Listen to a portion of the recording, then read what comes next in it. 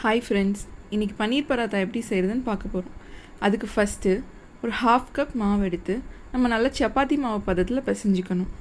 அதுக்கப்புறம் பன்னீர் ஸ்டஃபிங் செய்கிறதுக்கு பன்னீரை நல்லா உதுத்து விட்டுட்டு அதில் 1 டீஸ்பூன் சீரகத்தூள், 1 டீஸ்பூன் காஞ்ச மிளகாய்த்தூள், கொஞ்சமாக மிளகுத்தூள், கொஞ்சம் கரம் மசாலா சேர்த்துக்கோங்க. தேவையான அளவு உப்பு சேர்த்து நல்லா மிக்ஸ் பண்ணிக்கணும். நம்ம பிசைஞ்ச மாவை பால் ஷேப்பில் உருட்டி எடுத்துக்கோங்க.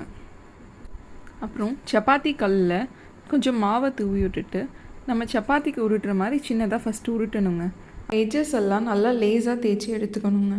அதுக்கப்புறம் நம்ம ப்ரிப்பேர் பண்ணி வச்சுருக்க ஸ்டஃபிங்கை சென்டரில் பேட்டி மாதிரி வச்சு எல்லா சைடும் க்ளோஸ் பண்ணிடணுங்க. அந்த எக்ஸஸாக இருக்க மாவை எடுத்துகிட்டு அதுக்கப்புறம் திரும்பி சப்பாத்தி கல்லில் கொஞ்சம் மாவை தூவிட்டு அந்த ஸ்டஃப் பண்ண பராத்தாவை எடுத்து கல்லில் வச்சு நல்லா ப்ரெஸ் பண்ணி விடணும். ஏர் பபிள்ஸ் எல்லாம் ப்ரெஸ் பண்ணி விட்டு திரும்பி ரோல் பண்ணணுங்க. நல்லா சப்பாத்திக்கு ரோல் பண்ணுற மாதிரியே ரோல் பண்ணிவிட்டு எடுத்துக்கோங்க. இந்த மாதிரி நான் 4 to 5 பராத்தாஸ் போட்டு எடுத்து வச்சுருக்கேன். இப்போ ஸ்டவ் ஆன் பண்ணிவிட்டு ஒரு தோசை தவா எடுத்து ஸ்டவ்வில் வைக்கிறோம்.